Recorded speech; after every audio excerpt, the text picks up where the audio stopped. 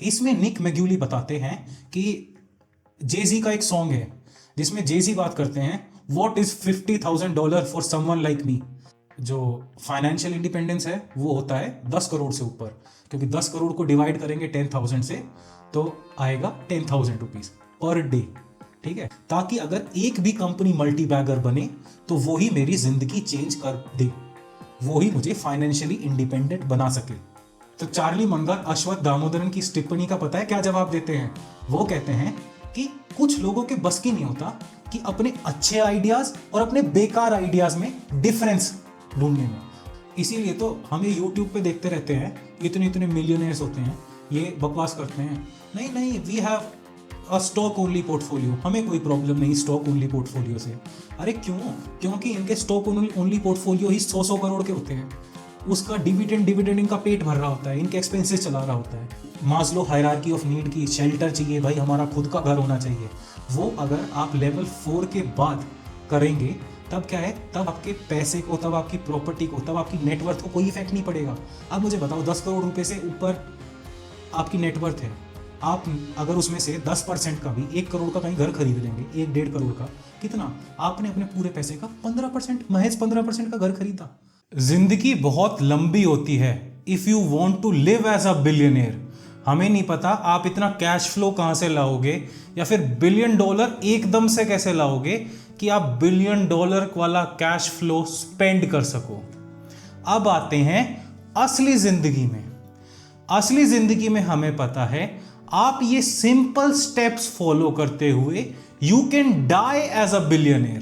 पहला टारगेट है portfolio concentration करने का, दूसरा टारगेट है लंबी सड़क नापने का।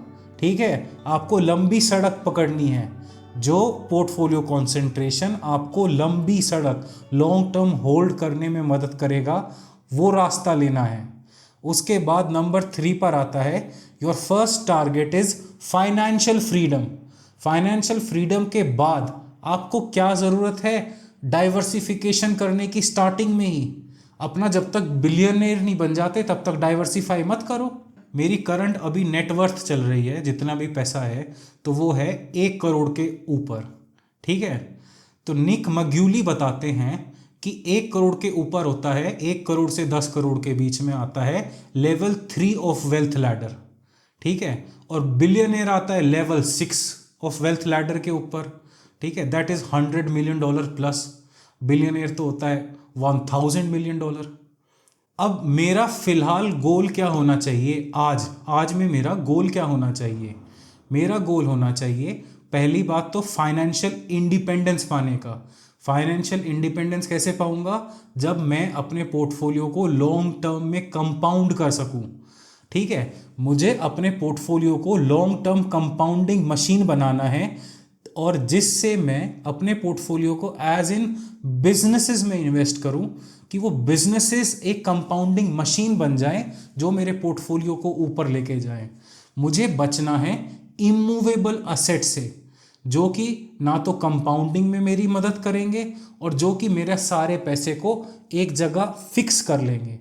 ठीक है, तो मुझे सबसे पहली बात तो ये फिक्स्ड इमूवेबल असेट होता है कि प्रॉपर्टी में इन्वेस्ट कर लूँ मैं अभी से ही।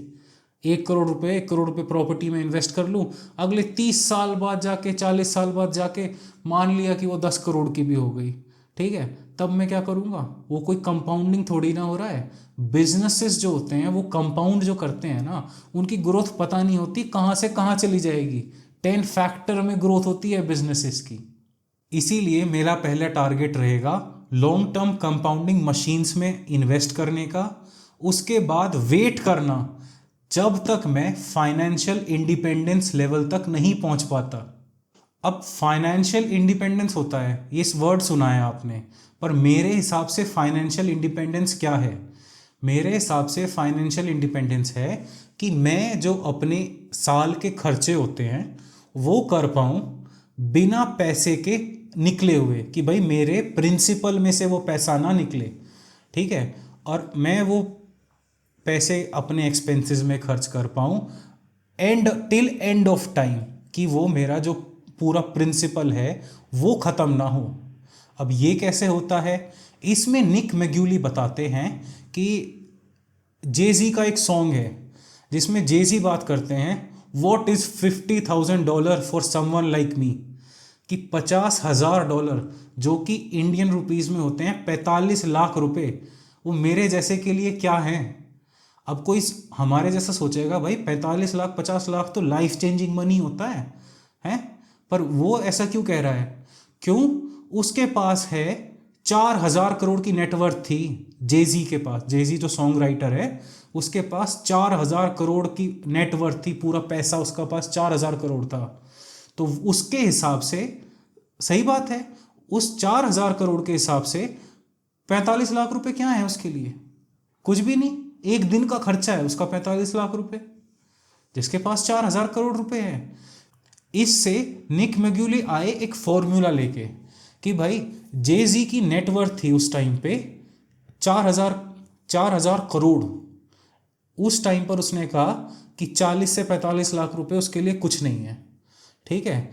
तो निक मैग्यूली ने निकाला कि 4,000 करोड़ को अगर आप भाग दोगे 10,000 से, ठीक है, तो आता है 40-45 लाख रुपए, ठीक है। तो निक मैग्यूली कहते हैं कि एक दिन का खर्चा आप अपनी पूरी नेटवर्थ से अगर 10,000 से डिवाइड करोगे पूरी नेटवर्थ को, उतना आप एक दिन में खर्च कर सकते हो बिना अपनी नेटवर्थ को कम करे हुए।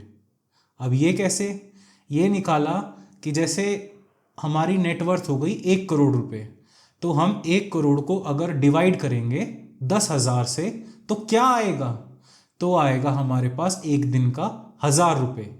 तो हम पर डे का 1,000 रुपये खर्च कर सकते हैं पूरी जिंदगी, और हमारा पैसा ना कम होगा, ग्रोथ की ट्रेजेक्टरी पे रहेगा, वो कुछ असर नहीं पड़ेगा हमारे पैसे पे। ये कैसे? 1,000 रुपये दिन का हुआ, 1 साल का हुआ, 365 दिन हो गए, तो 3,65,000 रुपये, 3,65,000 रुपये हम खर्च कर सकते हैं बिना अपने ऊपर जोर डाले हुए, ठीक है। तो अभी के लिए मेरा एक्सपेंसेस है कि इतना मैं खर्च कर सकता हूँ। तो मेरे लिए फाइनेंशियल इंडिपेंडेंस कब आएगा? मेरे हिसाब से तो अगर फाइनेंशियल इंडिपेंडेंस के लिए क्या है, एक सिक्योरिटी चाहिए कि लास्ट में मुझे लगे सिक्योरली, भले ही मैं इतना खर्चा नहीं करता। मेरे हिसाब से फाइनेंशियल इंडिपेंडेंस आएगा जब दिन के 10,000 रुपये हों मेरे पास खर्च करने के लिए, और जो 10,000 रुपये दिन के चुभे ना मुझे, ठीक है। तो दिन के 10,000 रुपये का लेवल कब आएगा? जब मेरा नेटवर्थ हो जाए 10 करोड़ से ऊपर, ठीक है। तो मेरे लिए जो फाइनेंशियल इंडिपेंडेंस है वो होता है 10 करोड़ से ऊपर, क्योंकि 10 करोड़ को डिवाइड करेंगे 10,000 से तो आएगा 10,000 रुपीज़ पर डे, ठीक है। तो मैं ये तो यही कहूँगा, मेरे लिए अब मैं इतना खर्चे वाला नहीं हूँ, मुझे कौन सा 10,000 रुपये खर्च करने हैं, पर 10,000 रुपये as a security, secure transaction हो जाएगा मेरे दिमाग के लिए, शांत करने के लिए कि भाई फाइनेंशियली इंडिपेंडेंट हो चुका हूँ मैं। और निक मैग्यूली भी बताते हैं कि वेल्थ लैडर का लेवल 4 स्टार्ट हो जाता है जब आपका पोर्टफोलियो, आपकी नेटवर्थ 10 करोड़ से ऊपर जाती है। तो 1 करोड़ से 10 करोड़ के बीच में तो आप लेवल 3 में ही स्टक रहते हैं, और 10 करोड़ से ऊपर जाते हुए आप लेवल 4 पर आ जाते हैं। जब लेवल 4 पर आपका टारगेट रहता है 10 करोड़ और 100 करोड़ के बीच में रहने का। अब लोग बाग मुझे राय देते हैं कि भाई तुम डाइवर्सिफाई क्यों नहीं हो, ठीक है, तुम वेल डाइवर्सिफाई क्यों नहीं हो, 1 करोड़ रुपए हैं, इसी में ही वेल डाइवर्सिफाइड रहो। अब मुझे ये बताओ, इतने से पैसे में अभी मैं ना तो फाइनेंशियली इंडिपेंडेंट हूँ, इसमें मैं डाइवर्सिफाई रह के मैं कहाँ जाऊँगा?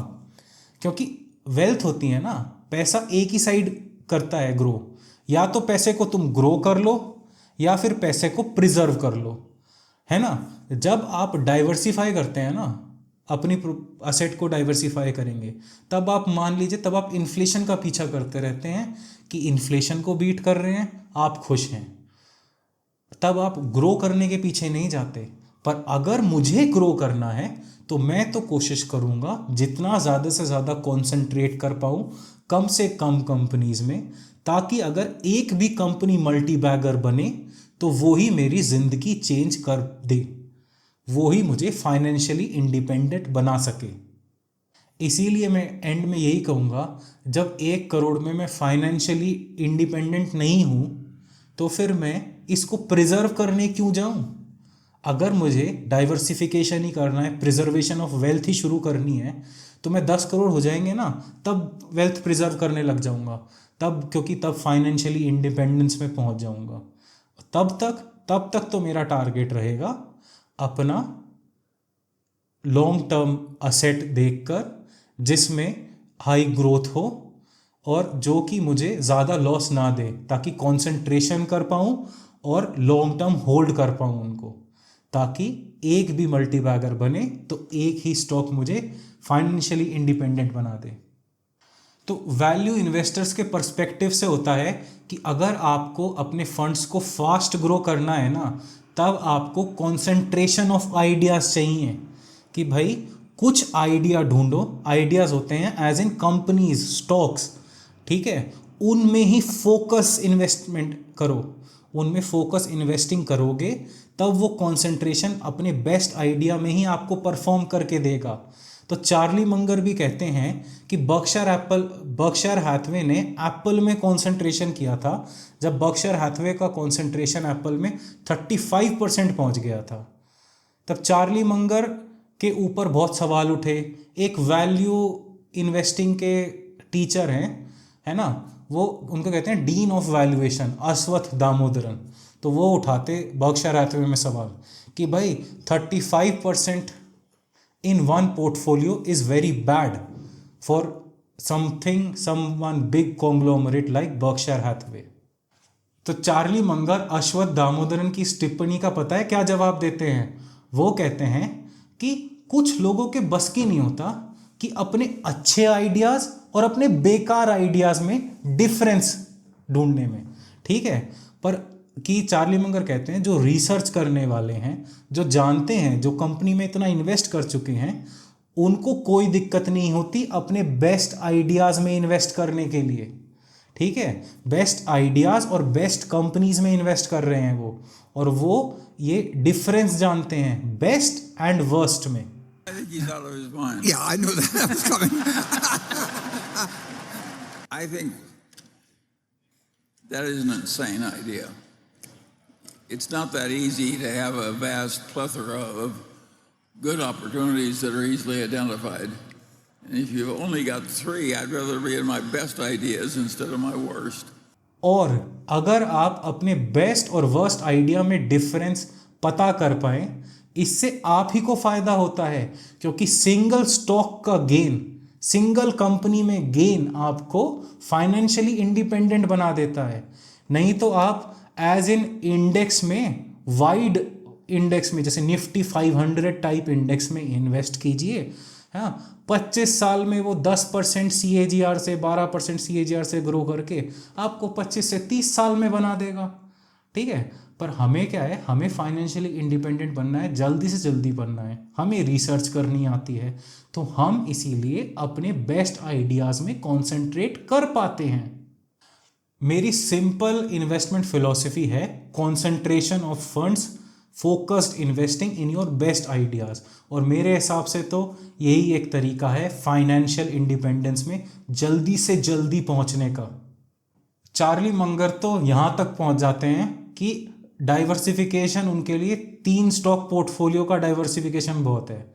3 स्टॉक पोर्टफोलियो का उनका मतलब है कि क्या बोलते हैं, 33% तीनों कंपनीज में बस, और कोई कंपनी नहीं फालतू की कंपनी नहीं। बाकी लोग कहते हैं ना 10% एक कंपनी में भी फोकस होता है, नहीं, चार्ली मंगर के हिसाब से 3 कंपनी का। तो मैंने इसका थोड़ा तोड़ निकाला है अपने लिए कि अपनी इन्वेस्टमेंट तो हमें फोकस्ड फंड में ही करनी चाहिए, फोकस टाइप में ही करनी चाहिए, ठीक है। पहले आप स्टार्ट कर सकते हैं, अगर फोकस इन्वेस्टिंग ही करनी है ना आपको, पहले आप स्टार्ट कर सकते हैं कि 50% अपना पोर्टफोलियो डालिए बॉन्ड जैसे फिक्स्ड इंस्ट्रूमेंट में, बाकी 50% को आप कॉन्सेंट्रेट कर दीजिए सिर्फ 3 कंपनीज में, जो 3 बेस्ट आइडियाज़ हैं ना उसमें।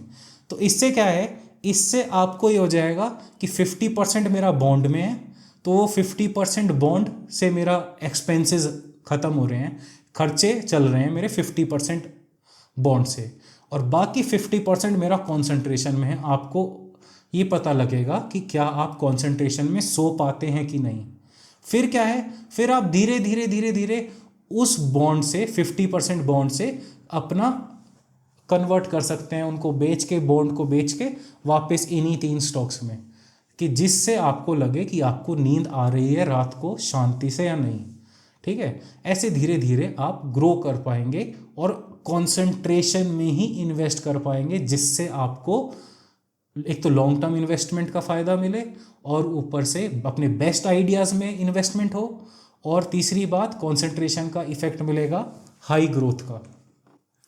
अब इसमें मेरी सिंपल स्ट्रैटेजी है। ठीक है, अब मान लेते हैं एग्जाम्पल के तौर पर आपके पास हो गए 20 करोड़ रुपए। ठीक है, आपका डेली का एक्सपेंस है, मतलब ईयरली एक्सपेंस है आपका 80 लाख रुपए का।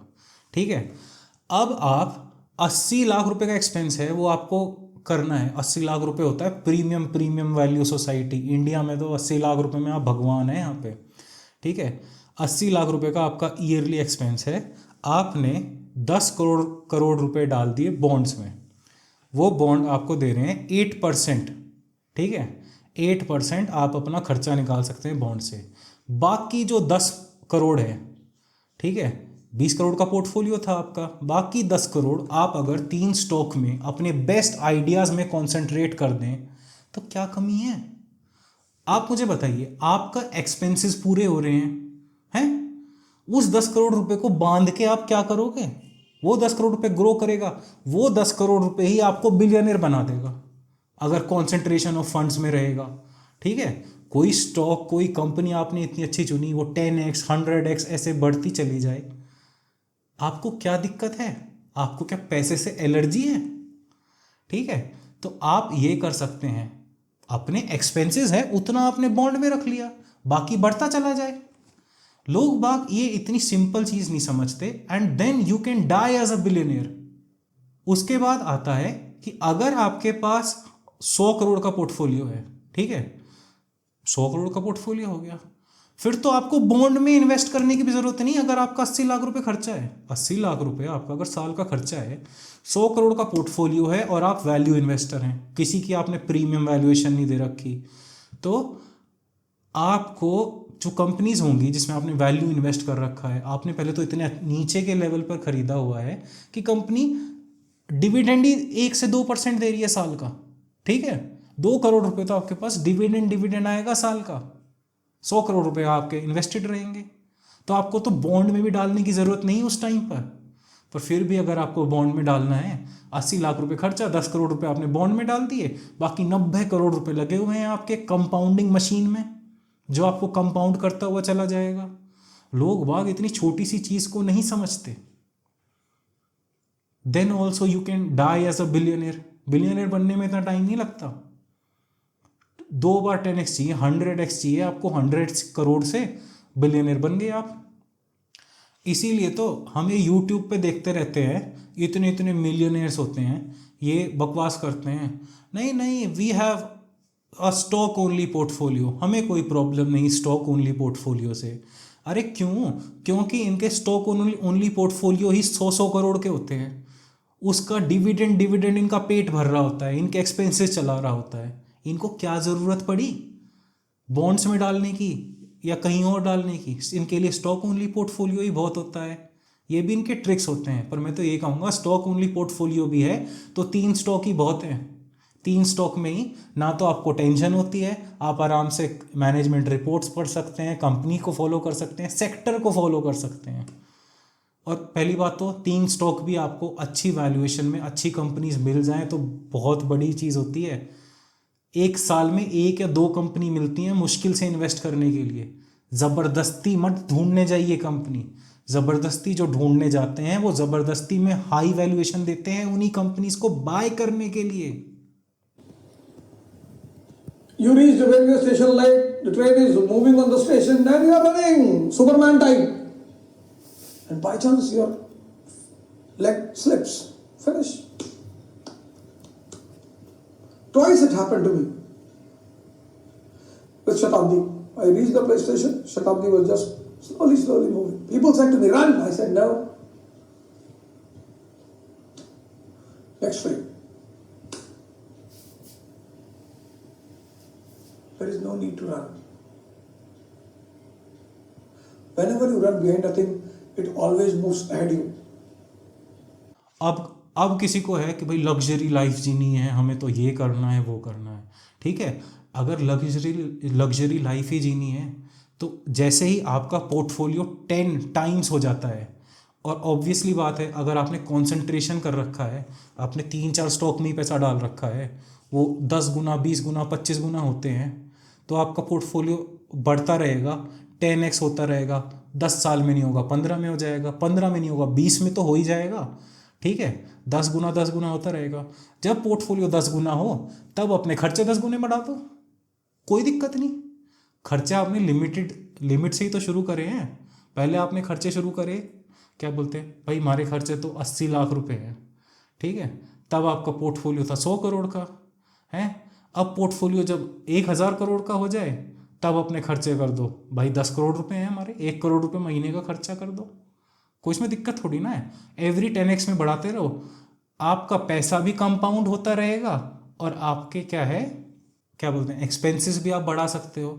और कुछ ना करो, चैरिटी में दे दो, इतने तो पैसे खर्च भी नहीं होते आदमी से। 1 करोड़ रुपए कहाँ से खर्च कर दोगे महीने का। अब निक मग्यूली के हिसाब से level 4th of wealth ladder होता है जो आपको रियल फाइनेंशियल इंडिपेंडेंस देता है, दैट इज 10 करोड़ प्लस। तो मैं तो ये कहूँगा कि अपना जो आप ये करते हैं ना कि मास्लो हायरार्की ऑफ नीड की, शेल्टर चाहिए भाई, हमारा खुद का घर होना चाहिए, वो अगर आप लेवल 4 के बाद करेंगे तब क्या है, तब आपके पैसे को, तब आपकी प्रॉपर्टी को, तब आपकी नेटवर्थ को कोई इफेक्ट नहीं पड़ेगा। अब मुझे बताओ 10 करोड़ रुपए से ऊपर आपकी नेटवर्थ है, आप अगर उसमें से 10% का भी 1 करोड़ का कहीं घर खरीद लेंगे, 1-1.5 करोड़ का, कितना आपने अपने पूरे पैसे का 15%, महज 15% का घर खरीदा है, वो आपके पूरे पैसे को कितना इफेक्ट करेगा, कुछ भी नहीं।